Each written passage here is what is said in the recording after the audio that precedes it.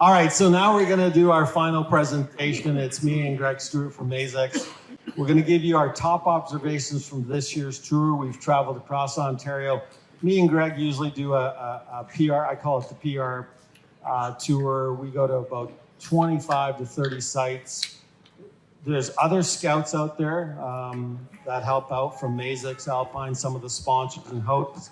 And they help us gather as much as 400 to 500 samples of each corn and soybeans. And so are you ready to find out what Ontario is going to give you this year? Don't forget, fill out those ballots, last call on the ballots, because we're going to do some prizes shortly after this. So we're going to start off with top observations, and then we're going to give you our yield projections. I want to thank, before I forget, let's thank the Pine Ridge Barbecue Company for that great food. Also want to thank all my sponsors, all the hosts, everybody that's helped participate, including all the platinum sponsors, the gold and silver sponsors. We got Farm Ontario in the back room. We got Soil Optics over there. Feel free to visit with them later. If you got a farm you're thinking of selling or buying, or if you're looking to do more detailed soil analysis, talk to Soil Optics. All right, so Greg, before Greg starts talking, we also work with Win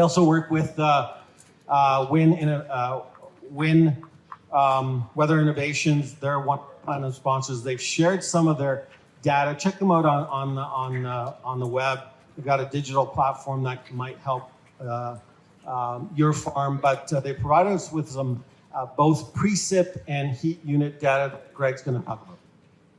So, I don't think it's a big announcement to you that we were dry this year, right? The bar on the left is our last year rainfall in the southwest, the southeast, the central, and the east. The one key observation there is that the east, meaning sort of the east of Kingston area, they were a fair bit drier in 2021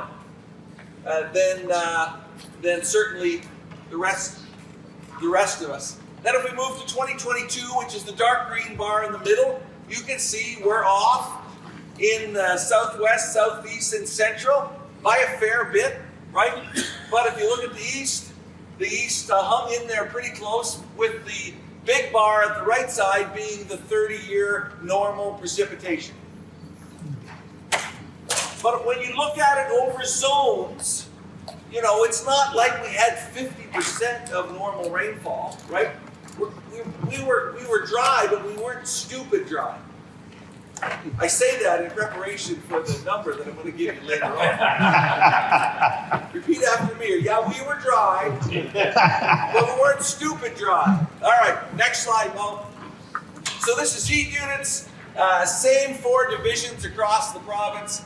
Same left bar is 2021. Middle bar is 2022. 30-year normal is the bar on the right. All 4 areas across the province sort of stacking up the same way. We had heat units that were above average and about the same as last year. So, an excellent growing season, less a bit of water, right? Okay. So our tour was from August 15th to 26th. Some pictures from our tour this year. Again, thank you for everybody that helped out. This is our first observation. We talked a little bit about this today. I think as we got dry from sort of the 10th of June on, and then when that dry weather continued to persist on into July, we generally got concerned about, wow, this is running too late in terms of dry weather. We'd have pollination issues. And I was expecting maybe when we got out into the yield tour, and some of the scouts I think were expecting the same thing, that we'd have significant pollination challenges, right? And the reality is that, yeah, there was tip back, but rarely did we ever find a field with sort of, oh my goodness, this corn didn't pollinate, the synchronization was out. So at the end of the day, it was really tough to go across the province and say, well, pollination was a failure. Almost nowhere in the province was pollination really a problem. Just go back one slide for a second.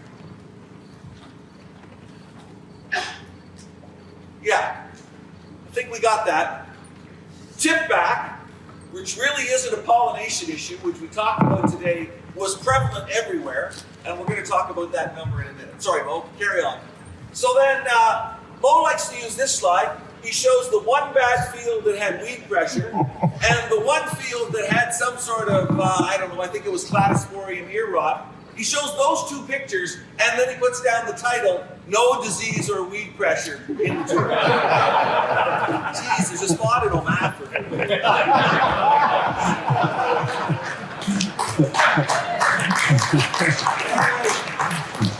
So is there anything we can take out of this slide that's intelligent? And I think there is. I think there is one thing that you could take home today. And that is, did you need fungicide this year? Now, hopefully some of you did some fields, yes and no. Hopefully you left some strips. We've been on this pathway of fungicide pays every year. Fungicide pays every year. Dave Bowdy says, Stuart, since you started working for me, you've sold far more fungicide in Ontario than you have seed corn. Our data, you know what our data's been? 50 pounds of nitrogen, 5,000 extra seeds, or an application of fungicide. Who wins that ROI battle? Dang. Fungicide most of the time.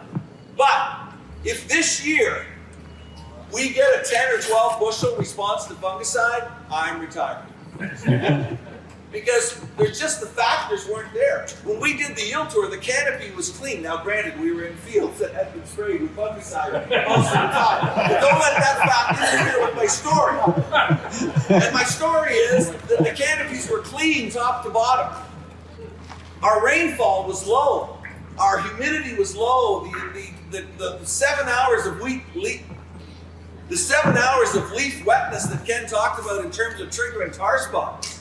My goodness, 7 hours of leaf wetness. So, if we don't shove the clutch in this year and consider, wow, did fungicide really pay for us? And I think we've missed an opportunity to sort of think about actual strategic management of fungicides in the crop. That's the end of my sermon, and all I'm going to get out of that slide. This is kind of cool.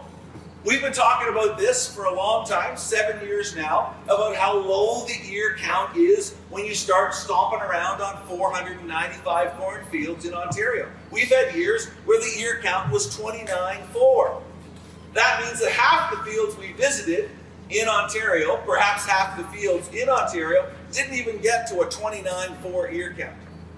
This year, the highest we've ever seen, 30,788 ear count. So we're doing something right. You're doing something right in terms of improving planter performance, improving seed quality, improving the operation of the planter, because our ear count continues to crawl its way up.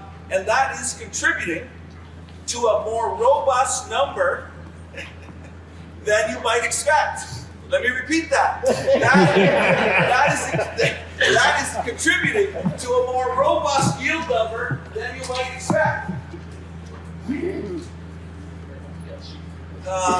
So the bean canopies, Mo, I think it's fair to say that it was as us and other scouts, and I don't know, we're 400 fields of beans, that the canopies look pretty solid. This is out in the east. Talk to me later if you'd like to know what variety that is. Yeah, that's per hectare. That's the Quebec field estimate. Anyway, at the end of the day, the story on beans is sort of unexciting. Populations were off a bit, right? Our plant count on beans was down from previous years, and the pod count is off a little bit. So, you know, when you toured the fields, you were never come out of too many fields terribly disappointed. But yeah, plant stands were off a bit, and pod counts were off a bit. And so at the end of the day, I'm not sure we have anything too terribly exciting to say on beans.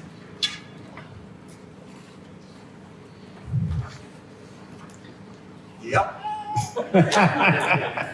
In some areas, the light soils and the heavy soils, and sometimes the soils in between light and heavy, had a fair bit of drought stress on them.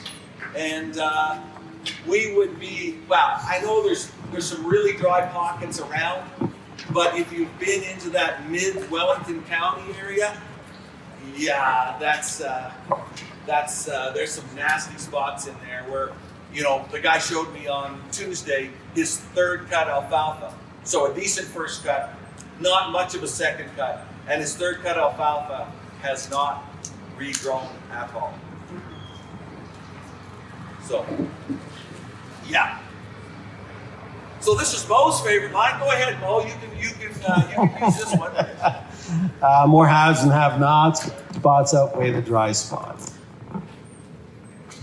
It's another important thing to remember as we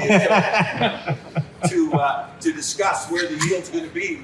That there's a fair bit of good-looking corn out there, even though, yeah, there's some tough stuff. And to use Mo's line, the garden spots outweigh the dry spots.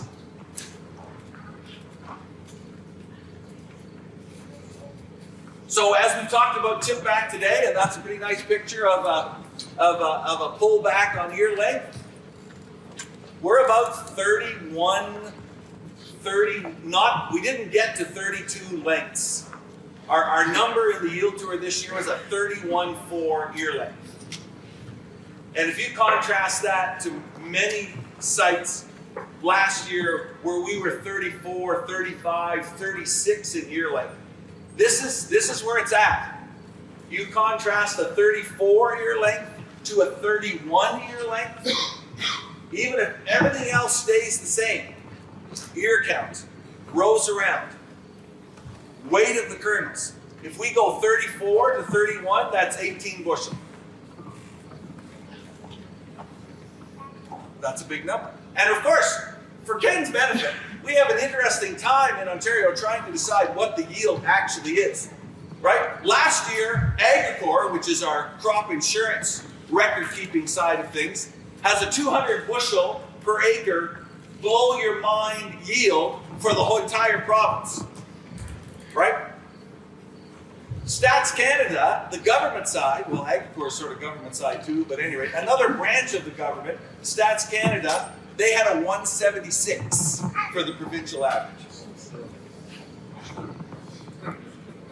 Well, what was the yield tour number last year, Greg? 191.5. Well, isn't that halfway in between? Isn't that about right? So if you're wondering whether Agricrop is right or whether Stats Canada is right, you just say, no, Great Ontario Yield Tour, that's the right And adding a little fuel to the fire, what is Stats Canada's prediction for this year's Ontario corn crop? Last year was a 176, the best corn crop we've ever seen. This year, Stats Canada's Ontario estimate is 172.6. they come down 4 bushels. You might want to remember that as we get closer to the end of this presentation. Yeah, I think I've already commented on this. Our pod count was down, and our population was off as well. Just some comparisons from last year. Just some photos. Really can't tell the difference on the beans. They all look the same. Thank you very much to everybody who participated. Really appreciate it. We can't do it with all the scouts, my team here today, all the host sponsors to allow us to have lunch, and so thank you very, very much. And here's your final yields, guys. So we're coming in at a 186.6. 186.6 on corn.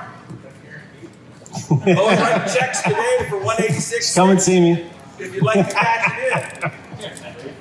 And the beans aren't quite, the beans are a bean crop. We're calling it a 50.3. That's a decent bean crop, but there's nothing too terribly exciting out there on the bean crop.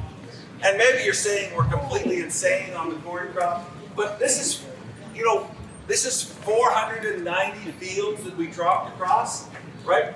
If I didn't screw with the number last year, the raw data was a 202.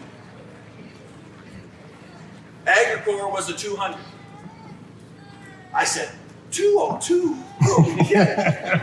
So I factored in various important aspects of corn growth and got it down to a 191.5. Should have just walked away and left it at the data at 202. Dang. This year, not screwing around with the data, about a 189. A few key adjustment factors were 186.6. Guys, remember, we try to compare to Agricrop because they insure 80% of the acres. We always find StatsCan underestimates yields with their satellite imagery and farmer surveys, but the Agricrop average over the last 10 years is 175.5. So this is just a little bit of a comparison perspective. The average yield on beans is 47.55. So there you go. Both are above average. The corn number is the second largest ever. The bean number is about the fourth largest ever. And these are some county averages. This is corn. Greg, you want to? Yeah, I'm just staring at it. Any comments? Okay. Okay, so yeah, good. We're down. Some of you are saying, yeah, you're down 2 bushels in Southwest Ontario. You complete. Mostly we survey maize fields. That's can you buy that one? All right. Southeast. Okay, we're down 6. Western Ontario down a fair bit. Eastern Ontario down. Central, and so compared to our record year of last year, yeah, we're down a fair bit. We're actually down in some situations more than the Stats Canada estimate is down, which is down 4 bushels. We're down a fair bit more than that in some spots. Soybeans? Soybeans, yeah, a little bit of noise here. We're clearly off in the southwest. We're about even in the southeast. Yeah. So the one thing that is interesting is that when you get into Huron, Bruce, Dufferin, Gray, you know, they are in pretty nice shape up there, right? Like their rainfall, there's a line there that when you get up into Huron, Bruce, Gray, they're gonna dare I say they're gonna challenge last year's stupid numbers, right? Yeah, there you go. Pardon me? Where was my Ripley plot? I'm not sure exactly what you mean. Oh, you mean one of those pictures said Ripley on it? Yeah, I have no clue.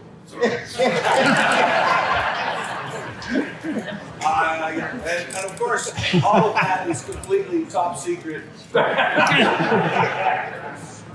I think we're good there. That's all we've got to say. Yeah, there's all the counties, corn, beans. Are they going to get a copy of this? Well, no, okay. not really. On but, the website. yeah, it'll be on our website. Go to Twitter. It'll be on Twitter as well. If you guys want a copy of this, just come and see me. The fewer copies that are out there, the less phone calls there will be this fall. Hey, Mo, flip it back. Everybody wants to take a picture.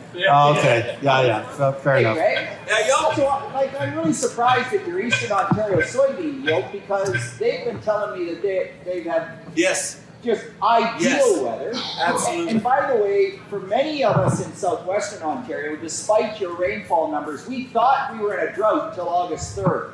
Yeah. And since August 3rd, we've had good rainfall. Yeah. And shouldn't that help soybeans more than corn? But that is not what your numbers would say. Yes. Yes and yes. So I know this is hard for you, Peter. But we're actually, those Eastern Ontario numbers are data-driven that they just did not pod up in the east the way you thought. Now, aphids pounded some of the fields that we toured, and you could tell that some of those nodes in the middle of the plant that's going to generate yield should have had 4 pods on them, 2. And some of that was aphid pulling the life out of the middle of that plant. But yeah, I was actually surprised I was prepared to jerry-rig those numbers up a bit, but it was quite surprising that in the east, despite good rainfall, the potting numbers were just not that great. And other than aphids, I don't have a good explanation. Because usually we say, yeah, it's white mold. Again, it's the only problem they have in Eastern Ontario was white mold, right? And even the white mold was absent this year, but there was a bit of aphid pressure. So, yeah. Absent white mold with that rainfall, those numbers don't make any sense. And there wasn't any white mold. There was good rainfall, but yeah, the pod count just didn't seem to be there.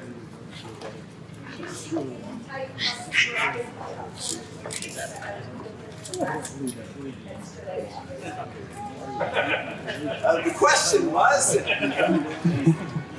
did I see any variety or type of soybeans that out-yielded everything else? Did someone pay you to sit there? Come talk to us at the end. We'll give you that variety that did 85.